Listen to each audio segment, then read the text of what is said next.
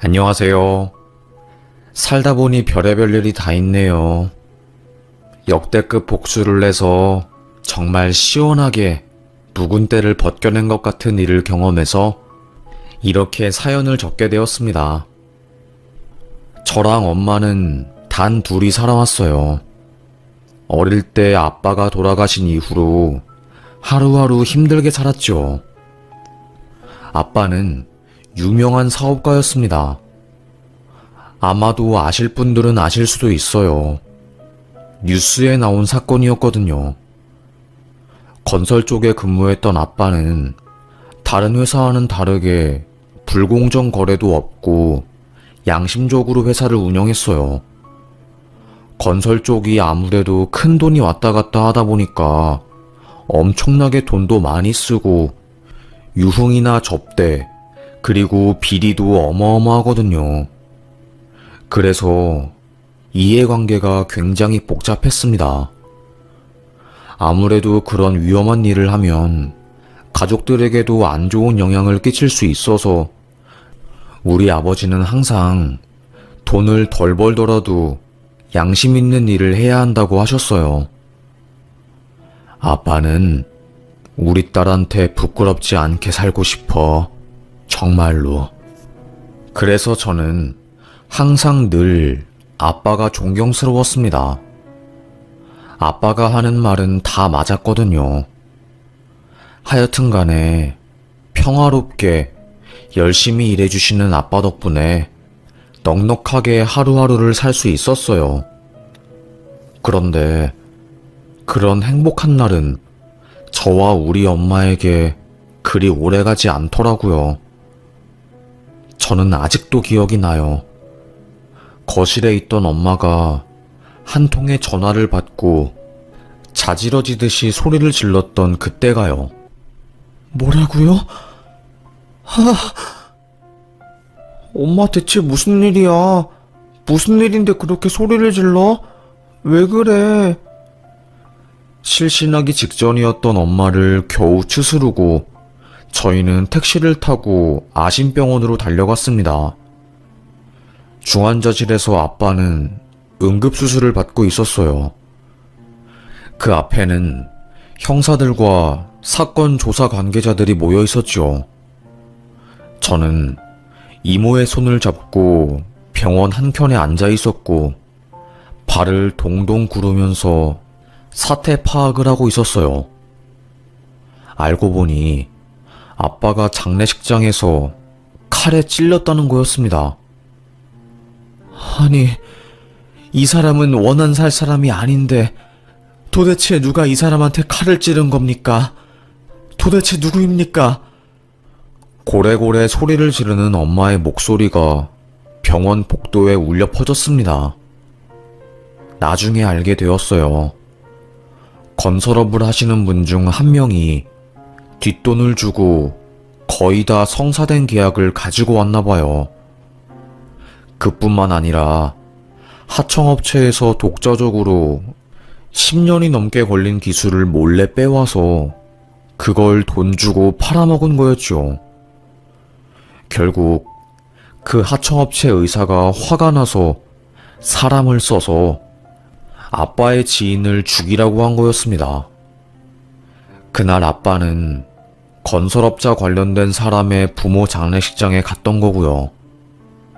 거기서 아빠와 칼 맞는 대상이었던 그 아저씨와 다른 사람들이랑 함께 술을 마시고 있었나 봐요.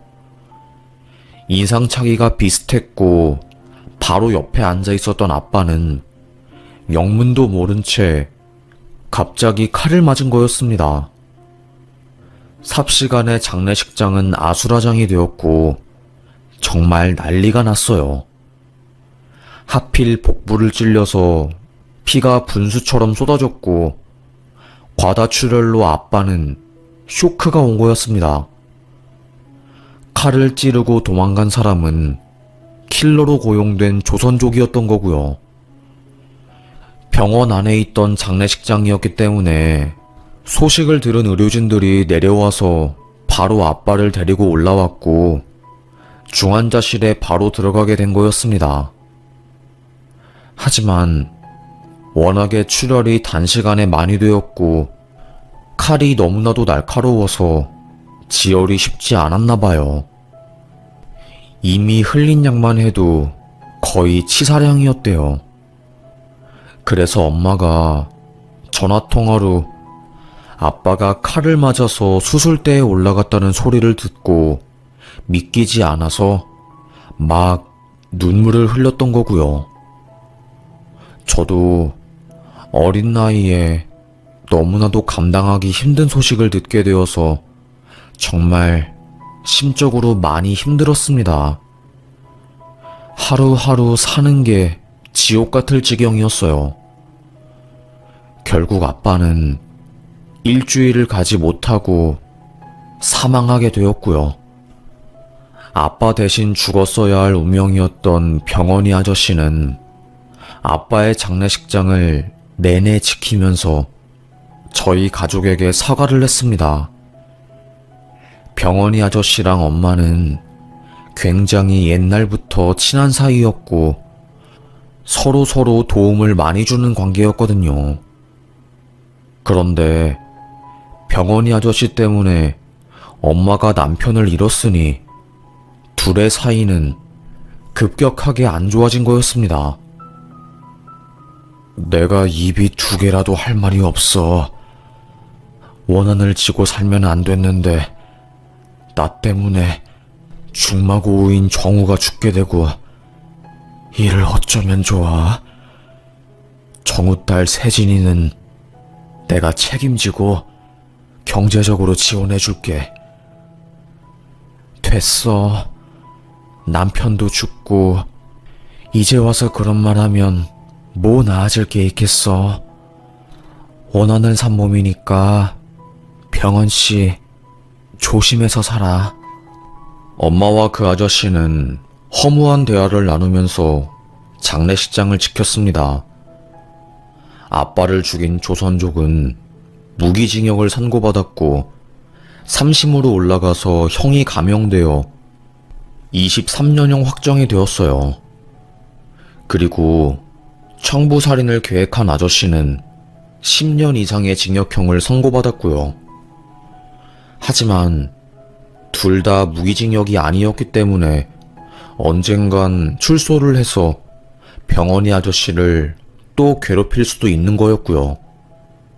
그래서 그 아저씨는 너무 무서웠나 봐요.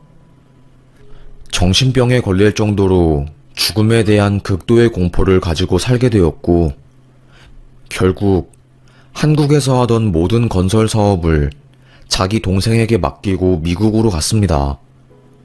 아저씨는 원래 미국 시민권자였으니까요. 그 아저씨가 비행기를 타기 전에 저에게 한 말이 아직도 기억이 나요. 나 때문에 네 아빠가 죽은 거니까 내가 꼭 그 은혜와 마음의 빚을 갚을 거야.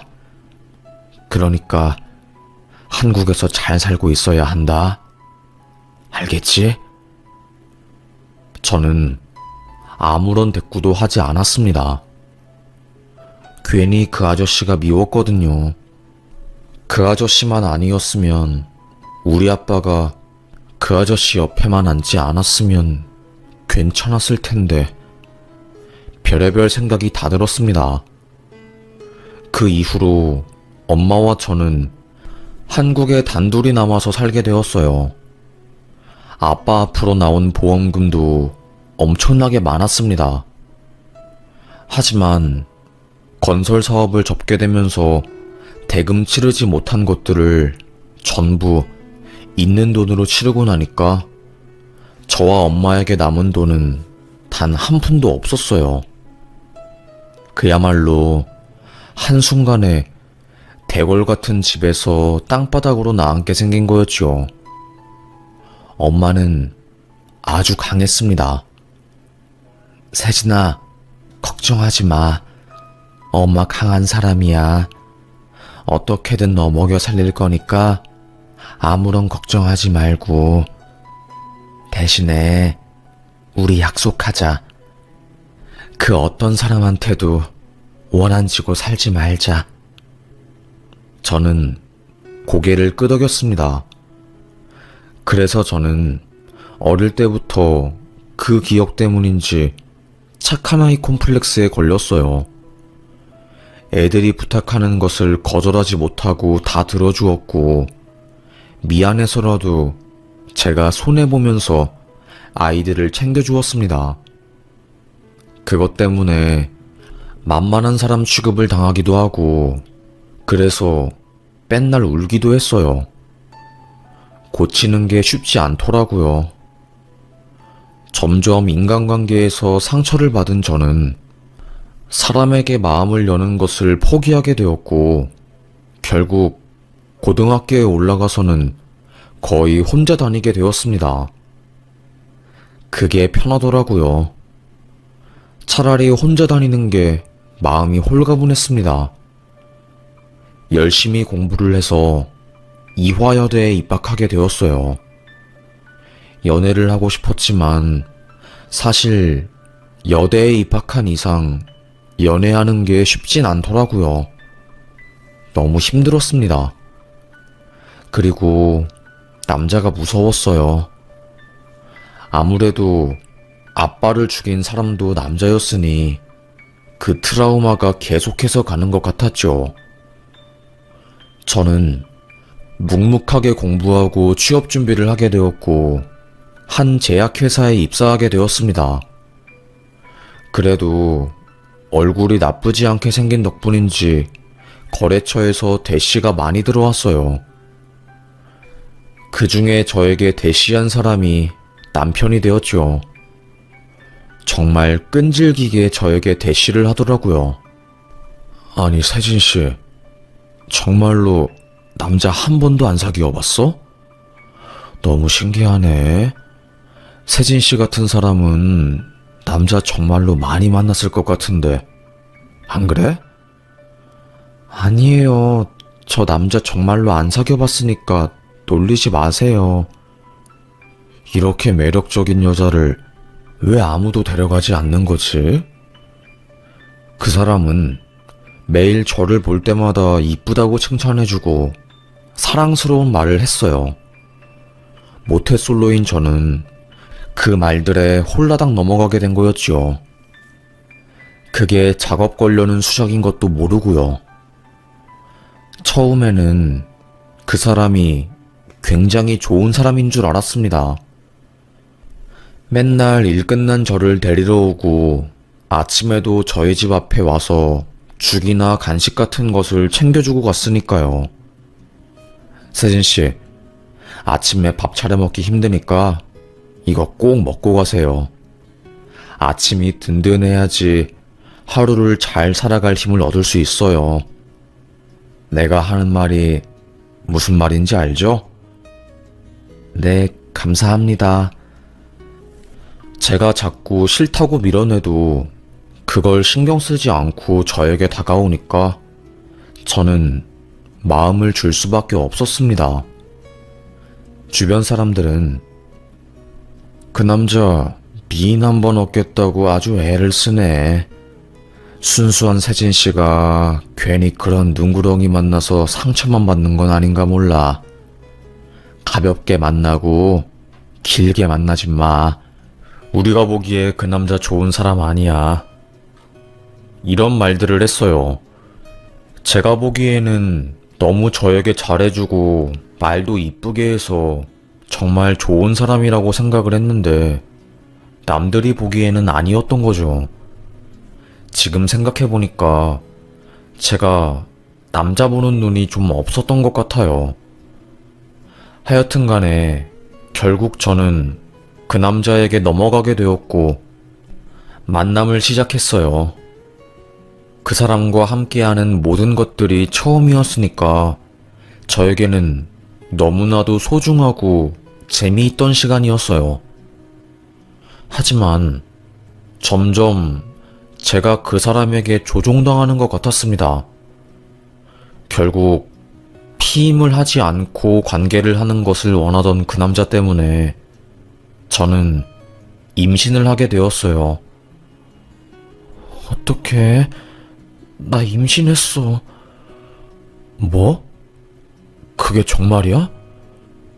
고요했던 제 일상에 폭풍 같은 시련이 닥치게 된 거였어요. 결국 저희는 결혼하게 되었지요. 저는 결혼할 나이도 아니었는데 말이죠. 20대 초중반이었으니까요. 그 남자는 결혼 정년기가 코앞에 닥친 39살이었습니다. 시댁에서 반대가 심했어요. 시댁은 집이 압구정이었고 좀 사는 집안이었는데 저희 집은 굉장히 가난한 집안이었으니까요. 대신 그나마 제가 학벌이 좋으니 그것 때문에 조금 먹고 들어갔습니다. 웃긴 게 뭔지 아세요? 남자는 여자가 자기 손에 들어오면 완전히 돌변한다고 하잖아요. 제 남편도 마찬가지였습니다. 결혼하자마자 사람이 변하더라고요. 제가 유산을 했거든요. 막달을 앞두고 아이 심장이 뛰지 않게 되었고요. 그것 때문에 우울증이 심하게 왔는데 고작 저에게 한다는 말이 애는 죽어도 나는 결혼 성공했으니까 그걸로 됐어. 나는 뭐 상관없어. 어차피 애는 내가 한번 싸지르면 만들어지는 거니까. 이러더라고요. 알고 보니까 남편이 회사 직원들에게 떵떵거리면서 소리를 쳤나봐요. 아니 거래처에 엄청 이쁜 여자가 있거든? 이대 나오고 나이도 어려. 그런데 모태솔로래. 그래서 내가 한번 잡아뜨리려고. 완전 기대된다니까. 결국 그 남자는 저를 얻기 위해서 온 방법을 다 동원해서 저의 환심을 산 거였습니다. 지금 생각해도 속이 부글부글 끓는 것 같아요. 그리고 피임을 안 하고 관계를 한 것도 그 남자의 철저한 계획이었어요. 본인은 내일 모레 40에 진짜로 지금 결혼 못하면 평생 결혼할 수 없을 것 같아서 저를 임신시켜 결혼할 계획을 세운 거였다네요. 남편의 친구들이 저희 집에 놀러와서 술을 마시다가 고삐가 풀려 저에게 전부 실토를 했어요. 이놈 자식이 남자 중에서도 아주 능구렁이야. 그래서 형수 같은 사람을 얻은 거지. 얼마나 치밀한 줄 알아? 내가 이야기해줄게. 듣는 내내 피가 거꾸로 솟는 것 같았네요. 그래서 유산한 저에게 그런 말을 했던 것 같아요. 저의 결혼 생활은 그야말로 지옥이었습니다. 시댁에서 시집살이도 너무나도 심했거든요. 한 번은 이런 날도 있었어요. 제가 시댁에 간 날이 있었어요. 제 모습을 본 시모가 위아래로 저를 쳐다보면서 집이 가난해서 교육도 제대로 못 받았나? 갑자기 제 조끼를 확 뺏는 겁니다. 제가 입고 있던 조끼가 시장에서 10,000원 주고 산 거였거든요. 그런데 알고 보니 그게 명품을 카피한 거였나 봐요. 시댁이 압구정인데 며느리가 짝퉁을 입고 다녀? 내 체면은 어떻게 하라고? 정말 사돈이 이런 기본적인 것도 안 가르쳐주니? 네? 아니 저는 그게 명품 짝퉁인 줄 모르고. 에휴 됐다. 그래 가난한 집에서 내가 뭘 더 바라겠니? 바랄 것도 없지. 에휴 정말 아무리 사람 사이에 급이 없다고는 하지만 이런 걸 보면 급이 확실히 있어 정말로. 저와 우리 엄마를 아주 무시하시더라고요. 워낙에 오랫동안 압구정에서 살았던 어머님은 선민의식이 아주 강한 사람이었습니다. 본인이 서민들보다 높은 사람인 줄 아시는 그런 분이었어요. 그래서 너무나도 함께 있는 게 불편했죠. 더 웃긴 건 뭔지 아세요? 남편 놈은 우리 엄마 생일 때 스팸이랑 참치캔으로 생일상 차려주더니 본인 엄마 생신 때에는 워커힐 한우 고깃집에 가서 100만 원어치 생일상을 차려주더라고요. 너무 차이가 나잖아요. 우리 엄마 생일상은 스팸 넣은 미역국에 참치랑 흰밥, 그리고 묵은지, 이게 끝이었는데 말이죠. 너무 화가 난 저는 자기야, 아무리 그래도 우리 엄마가 당신보다 아랫사람도 아니고 장모님한테 스팸 넣은 인스턴트 미역국을 드리는 건 좀 아니지 않아? 당신 엄마한테는 워커힐 고깃집 데려가고 울 엄만 뭐냐고. 나 진짜 이런 식으로 나오면 속상해. 그게 싫으면 당신도 부잣집에서 태어나든가. 바라는 게 많아 진짜. 말이 안 통하는 남자였습니다. 결국 저는 속병이 나게 되었어요. 그때는 몰랐는데 그 당시 제가 겪은 증상이 공황장애래요. 숨 쉬는 게 힘들고 죽을 것 같고 그랬던 모든 게 공황장애였답니다. 그러다가 병이 더 심해진 계기가 있었어요. 바로 남편이 회사에서 오피스 와이프를 두고 저 몰래 바람을 피웠다는 소식을 알게 되었네요. 그걸 알게 된 계기도 웃겨요. 그 오피스 와이프를 두고 남편이 다른 여자랑 또 바람을 피운 거예요. 그걸 알게 된 오피스 와이프가 너 죽고 나 죽자 해서 저에게 카톡으로 연락을 한 거죠. 세진 씨 맞으시죠? 남편분이 바람 피우고 있는 사실은 아세요? 저도 잘한 거 하나 없는데 이런 쓰레기는 정말로 처음이라 분을 못 참고 보냅니다. 그녀와 남편이 호텔에 가서 찍은 셀카부터 시작해서 어마어마한 증거자료들을 저에게 보냈네요. 저는 충격이 너무 커서 그 카톡을 받고 아무 말도 못했어요. 사람이 충격을 받으면 머리가 멍해지더라고요. 정말로 웃긴 말일 수도 있겠지만 물 한 잔 드는 것도 힘들어져요. 한참을 멍하니 있다가 엄마한테 전화가 왔고 저는 전화를 받고 나서 펑펑 울었습니다. 뭐라고 말할 수도 없을 정도로 대성통곡을 했어요. 저의 눈물 소리를 듣고 깜짝 놀란 엄마가 집으로 찾아왔고 사건의 전말을 알게 되고 엄청 화가 났어요. 아빠 사건 때문에 사람들한테 원망 사는 것을 극도로 싫어하는 엄마는 그 누구에게도 화를 내본 적이 없지만 그날은 달랐죠. 남편이 집에 들어온 순간 남서방 미쳤나? 남편 뺨을 때린 거였습니다. 남편은 어안이 벙벙해서 왜 그러세요 장모님? 토끼 눈을 뜨면서 저희 모녀를 쳐다보았고 저는 핸드폰으로 그놈의 불륜 증거 사진을 보여주었습니다. 아무 말도 못하더라고요. 엄마는 사위 멱을 잡고 미친 듯이 두들겨 팼고 저를 데리고 집을 나왔어요. 그리고 몇 시간 뒤 정말 웃긴 일이 펼쳐졌네요. 마마보이 남편이 집에 가서 지 엄마한테 모든 것을 잃은 겁니다. 자기가 장모한테 맞았다고 하면서요. 너무 어이없지 않나요? 문을 똑똑 두드리면서 나와. 사돈, 당신이 뭔데 내 아들 얼굴에 손을 대? 미쳤어? 고래고래 소리를 지르더라고요.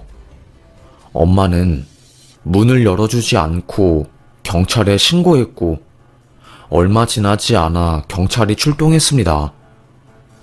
시모는 복도에서 목에 핏대를 세우며 우리 엄마와 저를 욕하더라고요. 가난한 집안 사람을 받아주었더니 아주 기어올라? 어디서? 이딴 임대주택에 사는 것들이 진짜 죽으려고? 확시. 남자가 바람 피운 건 다 아내가 제 본분을 못해서 그러는 거야. 알고 있어? 잘한 것 하나 없는 것들이 어디서 내 아들 얼굴에 흠집을 내? 결국 경찰이 시모를 질질 끌고 갔고 사건은 일단락되었습니다. 저는 불륜의 피해자임에도 불구하고 남편과 시모에게 사과 한마디 듣지 못했고 이혼 소송을 했네요. 정말 자존감이 나락으로 갔어요. 그야말로 지하 밑을 뚫고 들어갔다고 생각하면 됐어요. 계속 그 오피스 와이프와 저를 비교하게 되었고요. 그게 너무나도 고통스럽더라고요. 1년간의 소송 끝에 이혼을 하게 된 저는 상간녀 소송으로 위자료를 받고 털어냈습니다. 하지만 공황장애가 심각해져서 회사를 그만둘 수밖에 없었어요. 엄마도 그 무렵에 건강이 안 좋아져서 일을 하지 못하는 지경에 이르렀고요. 결국에 저희 둘 다 수입 없이 돈을 쓰고 사는 인생이 되어버린 거였죠. 정말로 그야말로 큰일 난 거였습니다. 상간녀 소송으로 받은 위자료는 2년이 지나니까 전부 동이 나더라고요. 쫄쫄 굶으면서 살고 있던 그때 참 웃긴 일이 벌어졌네요. 하늘이 무너져도 솟아날 구멍은 있다고 하잖아요. 미국으로 갔던 병원이 아저씨가 한국으로 들어온 거였습니다. 병원이 아저씨를 죽이려고 했던 그 건설업자가 감옥에서 지병으로 사망하게 되었고 그 조선족도 중국으로 추방되었다는 이야기를 듣고 한국으로 온 거였어요. 아저씨는 한국 땅에 도착하자마자 저희 모녀를 찾은 거였죠. 그 타이밍이 아주 기가 막혔습니다. 이야기를 들어보니 아저씨는 미국에서 대장암 3기 판정을 받으셨대요. 하지만 병을 치료하는 게 쉽지 않았고 죽더라도 고향에서 눈을 감고 싶다는 마음에 한국에 오게 된 거였죠. 미국에서 크게 성공한 아저씨는 동생 명의로 압구정이랑 강남에 땅을 많이 사셨다고 합니다. 아파트도요. 그래서 어마어마한 부자가 되었대요. 하지만 항상 가슴속 한켠이 늘 불안하고 허전했다고 하더라고요. 저희 가족에 대한 미안함 때문이었죠. 미국 가기 전에는 네가 아주 어린 꼬마였는데 이제는 숙녀가 되었구나. 저는 그 아저씨가 원망스러웠습니다. 아빠 돌아가시고 나서 저랑 엄마랑 얼마나 힘들게 산지 알아요? 책임진다면서요. 미안하니까 도와준다면서요. 왜 미국 가서 연락도 없으셨어요? 막 소리를 쳤지요. 아저씨 고개를 푹 숙이면서 아무 말도 못했어요. 그리고 며칠 뒤 전화를 받은 엄마는 표정이 심각해지더니 한 병원으로 달려가게 되었습니다. 병원이 아저씨가 위급하다는 전화를 받은 거였어요. 대장암에 걸린 아저씨는 항생제 부작용으로 큰 고생을 하고 있었던 거였죠. 1년 정도 투병을 하다가 돌아가신 병원이 아저씨는 변호사를 통해 저희 모녀에게 재산의 일부를 준다는 유언을 작성한 거였습니다. 뒤늦게 그걸 알게 된 저와 엄마는 펑펑 울면서 아저씨 임종을 지켰고요. 그렇게 아저씨가 하늘로 가게 되면서 저희 모녀는 숨통이 트였습니다. 돈 때문에요. 사실 상상도 하기 힘든 어마어마한 재산을 물려받았어요. 압구정 갤러리아가 바로 눈앞에 보이는 집을 2채나 받았고, 현금부터 시작해서 백화점, 초호화 골프 이용권 등등 대부분의 돈이 저희 모녀에게 넘어왔어요. 사실 그도 그럴 것이, 아빠가 살아있었으면 이 모든 것들이 저희가 누릴 수 있었던 거니까요. 그렇게 저와 엄마는 병원이 아저씨의 약속 덕분에 한순간에 상류층으로 올라갈 수 있었습니다. 엄마랑 저는 그때부터 백화점을 다니기 시작했어요. 병원이 아저씨 동생이 갤러리아 백화점에서 높은 위치에 있는 사람이었고, 한때 건설업 사업을 해서 인맥이 어마어마했거든요. 그리고 저희 속사정도 다 알고 있는 분이라서 항상 저희 형 때문에 안 좋은 일을 당했으니까 저도 책임이 있죠.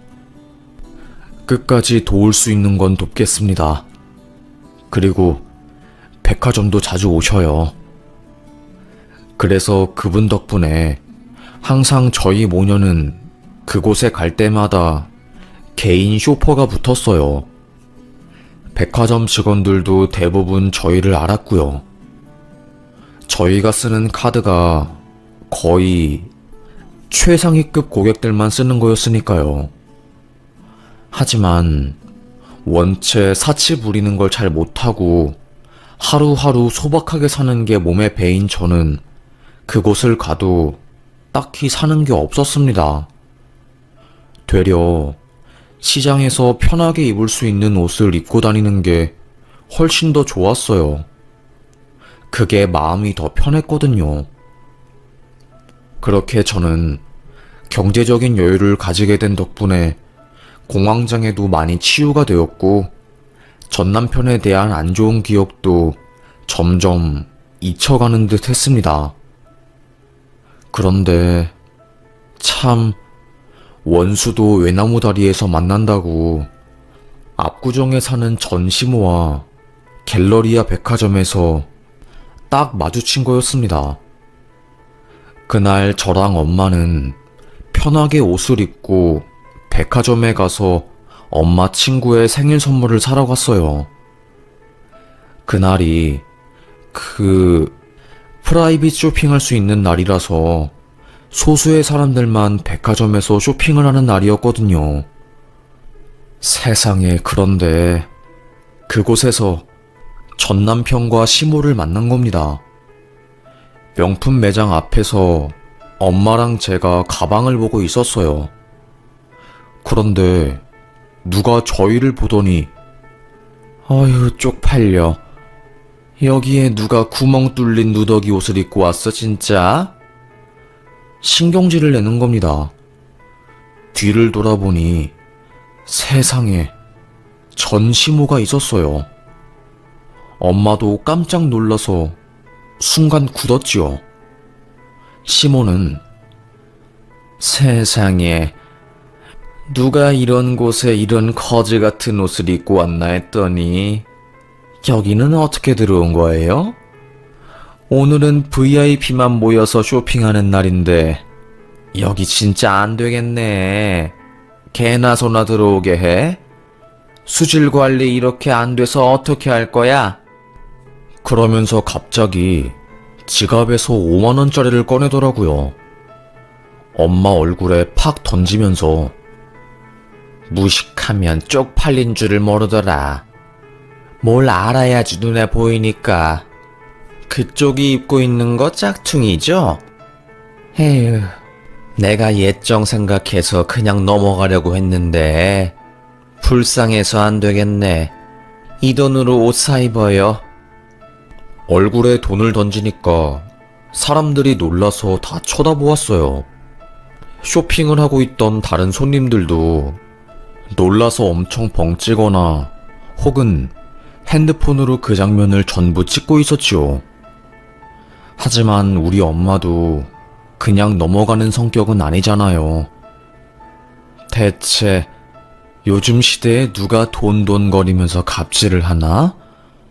하루면 인터넷에 올라가고 신상 다 털리는데 이 백화점에 블랙리스트로 올라가고 싶어요? 뭐라고? 아니, 보자 하니까 진짜 이어팬네가? 시모가 우리 엄마 머리채를 잡으려고 하는 거예요. 제가 반사적으로 시모를 밀쳐냈고 화가 난 시모가 막 욕을 하면서 그 장소는 아수라장이 되었어요. 전 시모는 경호원들에게 이딴 거지 같은 년 백화점에서 안내 쫓고 뭐해요? 소리를 치더라고요. 그때 어이없게 경호원들이 우리 엄마를 데리고 가려고 하는 겁니다. 결국 엄마도 참지 못해 그 병원이 아저씨 동생에게 전화를 걸었어요. 3분도 안 되어서 백화점에서 고위층 관계자들이 내려왔고 쇼핑 총괄 담당자가 엄마한테 무릎을 꿇고 죄송하다고 했습니다. 저희가 조금 더 편안한 쇼핑이 될 수 있도록 노력을 했어야 하는데 정말 죄송합니다. 이사님께서 문제를 빨리 해결하라고 하셔서 제가 이렇게 직접 나와서 사과드립니다. 노여움을 풀어주세요. 거적대기를 입은 모녀에게 백화점 높은 분들과 직원들이 고개를 조아리니 한순간에 사람들이 저희를 다 쳐다보았습니다. 그리고 그 매니저는 경호원한테 저분 데리고 나가주세요. 그리고 고객 관리실 대기실로 데리고 가세요. 시모는 끌려가는 도중에 내가 뭘 잘못했는데 나 말고 저 여자를 데리고 가야 하는 거 아니야? 미쳤어? 지금 당신들 뭐 하는 거야? 고래고래 소리를 치더라고요. 그야말로 7살 어린아이가 땡깡을 부리는 것 같았습니다. 시모가 없어진 후에야 매장 직원들이 엄마에게 다가와서 정말로 죄송하다고 다시 한번 고개를 조아렸고요. 엄마와 저는 마음을 추스린 뒤 병원이 아저씨 동생을 만나서 이야기를 나누다가 백화점을 나갔습니다. 알고 보니 전 시모는 백화점에서 진상 중에 진상으로 통했더라고요. 돈 좀 쓴다고 직원들을 하대하는 것은 기본이고 조금이라도 마음에 안 들면 하루에도 수십 번씩 클레임을 걸었다고 합니다. 정말로 극성 고객 중에 대표적인 사람이었고 안 그래도 백화점 측에서도 블랙리스트에 올리려고 고민을 하고 있었는데 이 사건으로 인해서 전 시모는 아예 블랙리스트에 올라갔다고 하더라고요. 쌤통인 거였죠. 생각보다 압구정 바닥이 좁기 때문에 소문들이 쫙 퍼지게 되었고 우리 엄마 이야기도 시모의 귀에 들어간 거였어요. 수십억에 가까운 돈을 손에 쥐게 되었고 인맥이 어마어마해서 준 재벌만큼의 힘을 가졌다는, 솔직히 말해서 조금은 과장된 소문으로 인해서 되려 저희 모녀가 덕을 받았네요. 그 이후로 우연히 동네에서 시모와 전 남편을 마주쳐도 그들은 저희에게 꼼짝 못합니다. 궁시렁대면서 자존심 때문에 뭐라고 한마디 하고 지나가는 것 같은데 워낙에 작은 목소리로 그러는 터라 들리지도 않네요. 에휴, 그렇게 사람 끔 나누고 아래로 무시하고 그러더니 돌아가신 아빠 덕분에 인생 역전하게 된 저희 모녀에게 아주 통쾌하게 한 방 먹었네요. 시몬은 평생 그렇게 살아왔으니 모든 사람들이 자기 발 아래로 보였겠지요. 하지만 실제로는 자기 발 아래가 아닌데 말이죠. 백화점에 가장 허름하게 추리닝 입고 온 사람들이 실제로는 돈을 가장 많이 쓰는 VIP라고 하잖아요. 저희도 뭐 굳이 명품으로 치장 안 해도 다른 사람들에게 증명을 안 해도 되는 인생이기 때문에 편하게 백화점을 갔다가 괜히 봉변을 당했네요. 이제는 정말로 겉모습으로 사람들 판단하고 끔 나누고 그런 게 없어졌으면 좋겠어요. 대체 그게 뭔지 모르겠어요. 그렇게 살면 좋나 싶습니다. 그리고 나중에 들어보니까 전 남편은 이혼 소송 이후에도 유부녀들을 만나고 다니다가 걸려서 법적인 소송 당하고 난리도 아니라고 하네요. 하여튼 간에 한번 그런 짓을 한 것들은 아주 평생에 걸쳐서 그 버릇을 못 고치는 것 같습니다. 애초에 그런 사람들이랑은 엮이는 것 자체를 하면 안 되는 것 같네요. 참 별의별 일을 다 겪습니다. 주변 사람들이 제 이야기를 듣고 그래도 점잖게 복수를 잘한 것 같다고 말해준 덕에 이렇게 용기 내서 글을 쓰게 되었네요. 제 사연 들어주셔서 감사합니다.